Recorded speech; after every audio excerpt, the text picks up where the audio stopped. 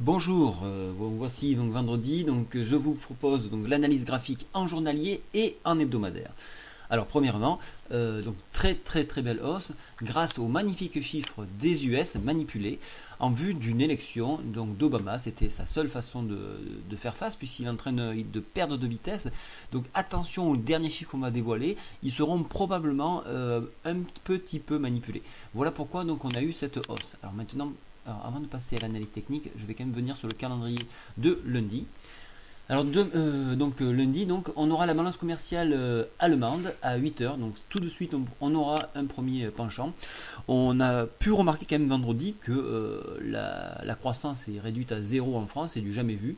Donc il n'y a pas à s'extasier sur ce plus 1,64. Déjà, il a été amorti largement sur les futurs. Ne soyez pas surpris d'un beau gap baissier lundi.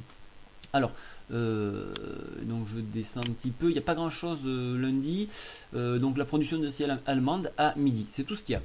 On a été porté cette semaine, je tiens à rappeler, par 4 banques centrales. Donc il y a eu donc la BCE, la Fed, la BOJ et donc la Banque centrale d'Angleterre. Donc on a eu beaucoup d'espoir d'annonces sur ces banques centrales et elles n'ont rien produit. Ça veut dire elles n'ont plus rien à donner, elles ont tout donné déjà. Donc voilà, ben, les jeux sont faits. Allez à Jacta Est.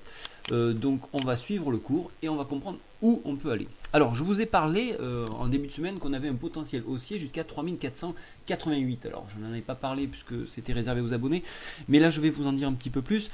On était sur une épaule tête-épaule, épaule-tête-épaule, qu'on retrouve ici, l'épaule, la tête et l'épaule en formation. Après cette épaule, ici, qui est aux alentours de 3488, qui correspondait à peu près à la MM20, on devrait chuter, et là copieusement. Donc il va falloir faire très attention, et on verra ça pourquoi dans la vidéo hebdomadaire. Donc ce qui va se passer aujourd'hui, on est monté excessivement sur un chiffre manipulé. Les gens ont pensé qu'au passage d'MM7, pardon, au passage de la médiane d'Andrews, on allait partir, mais détrompez-vous, c'est un piège. C'est un piège à boules qui est en train de se faire. Donc soyez très vigilants. Pour notre part, donc on a coupé nos positions haussières dans la hausse et nous sommes uniquement exposés à la baisse. Alors pourquoi ça?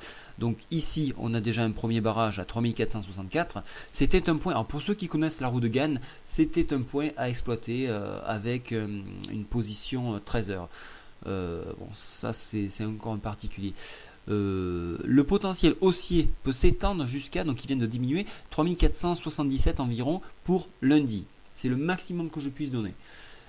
Après, on retournera sur la médiane de la fourchette d'Andrews et inexorablement, on retombera sur le support ici à 3377.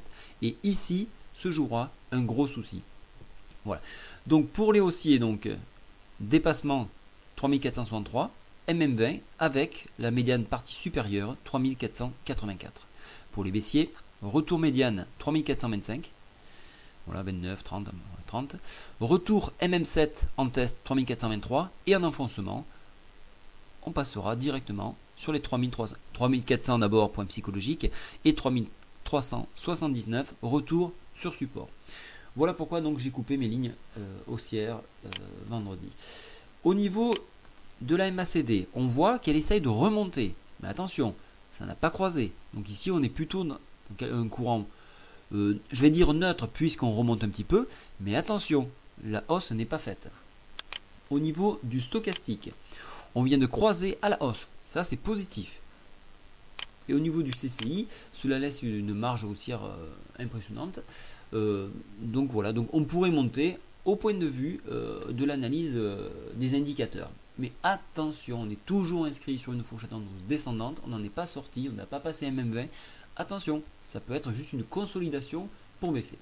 Voilà, j'arrête cette vidéo, je vais en faire une autre en hebdomadaire pour bien vous montrer pourquoi je suis assez négatif sur la continuité. Je vous souhaite un très bon week-end à tous. Au revoir.